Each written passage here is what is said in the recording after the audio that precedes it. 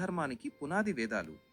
Bible లేదా ఖురాన్ లాగే ఒక నిర్దిష్ట నియమావళిని మరియు చట్రాన్ని వేదాలు అందిస్తాయి. అయితే కాలక్రమేణా పురాణాలు ఉద్భవించడంతో హిందూ మతంలో ఒక అద్భుతమైన స్వేచ్ఛ మరియు వైవిధ్యం వచ్చాయి. వాస్తవానికి ఈ రోజు మనం పూజించే విష్ణువు, గణేశుడు లేదా దుర్గాదేవి వంటి రూపాలు పురాణాల ద్వారానే ప్రధానంగా వ్యక్తమయ్యాయి.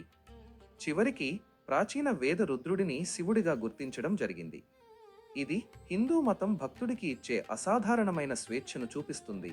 కానీ ఈ స్వేచ్ఛ అంటే వేదాలు లేదా పురాణాల యొక్క ప్రాథమిక సూత్రాలను పూర్తిగా పక్కన పెట్టవచ్చని కాదు. శాస్త్రాల ప్రకారం ఏ గ్రంథము కూడా ఒక ఋషిని, సాధువును, గురువును, ఆచార్యుడిని లేదా మహాత్ముడిని నేరుగా భగవంతుడితో సమానం చేయమని చెప్పలేదు. కృష్ణుడు లేదా రాముడు వంటి స్పష్టంగా పేర్కొనబడిన అవతారాలు మాత్రమే దేవుడు. అలాంటప్పుడు మనం ఆది శంకరాచార్యులు, రామానుజాచార్యులు, రమణ మహర్షి, రామకృష్ణ పరమహంస, షిరిడీ సాయిబాబా లేదా సత్య సాయిబాబాలను దేవుళ్ళుగా పిలవగలమా? ఇక్కడ మనం వేదాలు మరియు పురాణాలు దేవుడు అనే పదానికిచ్చే అర్థాన్ని అర్థం చేసుకోవాలి. వేదాలలో దేవుళ్ళు అంటే కాస్మిక్ శక్తులు మరియు విశ్వాన్ని నడిపించే శక్తులు. పురాణాలలో దేవుడు అంటే సృష్టి, స్థితి, లయ కారకుడైన పరమాత్ముడు.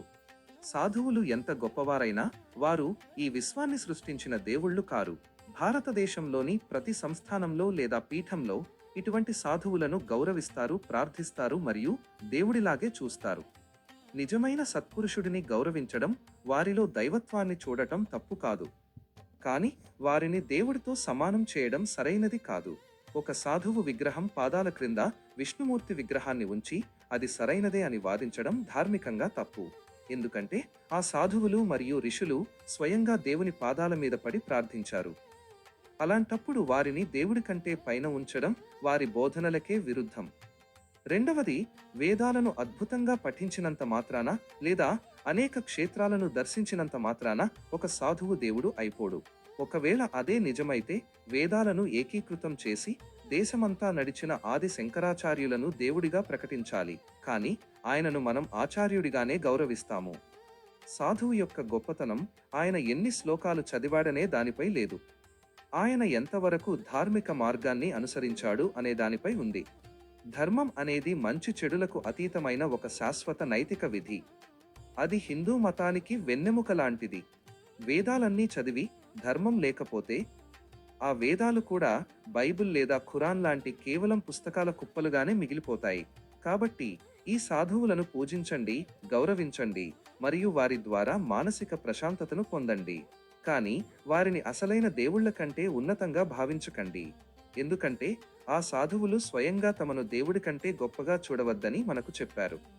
మనల్ని దేవుని వైపు నడిపించడమే వారి పని, దేవుడి స్థానాన్ని ఆక్రమించడం కాదు. హిందూ శ్లోకాలు, స్తోత్రాలు, ఆధ్యాత్మిక సత్యాలు, వైదిక నియమాలు మరియు సాంప్రదాయాల గురించిన మరిన్ని వీడియోల కోసం ఈ వీడియోను లైక్ చేయండి మరియు మీ స్నేహితులకు, బంధువులకు షేర్ చేయండి. మరిన్ని వివరాల కోసం అనంత ధ్వని ఛానల్ను సబ్స్క్రైబ్ మరియు ఫాలో అవ్వండి. రండి, మనమందరం కలిసి అద్వైత సిద్ధాంత ధార్మిక మార్గాన్ని అనుసరిద్దాం. శ్రీ విష్ణురూపాయ నమః శివాయ. శ్రీ మాత్రే నమః.